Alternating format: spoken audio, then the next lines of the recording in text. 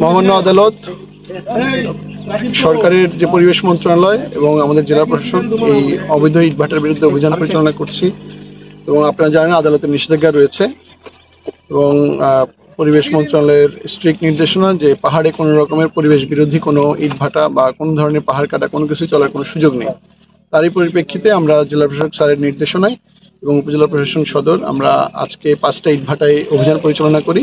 এবং প্রত্যেকটা এর মধ্যে 3টা ইটভাটাকে আমরা 50,000 টাকা করে 1.5 লক্ষ টাকা জরিমানা করি এবং এখানে ফায়ার সার্ভিস আছে, পুলিশ বিভাগ আছে, বন বিভাগ আছে, তাদেরকে সম্মিলিতভাবে তাদের যে ইটভাটা সেটাকে আমরা বন্ধ করে দিই এবং আপনারা দেখতে পাচ্ছেন যে ফায়ার সার্ভিস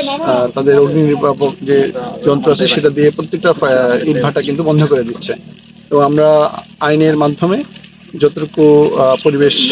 সংরক্ষণ করা সম্ভব সেটাই আমরা প্রচেষ্টা চালিয়ে যাচ্ছি। আচ্ছা, আমরা মোবাইল পরিচালনার জন্য আমাদের ফায়ার সার্ভিস টিম প্লাস 3টা ভাটার মধ্যে অভিযান চালাই এবং আমাদের একটা ইউনিট আমরা একটা কাজ করি। কাজ করার ফলে আমরা আগুন এই ভাটাগুলো সম্পূর্ণ ডেস্ট্রয় করতে সক্ষম হয়েছি।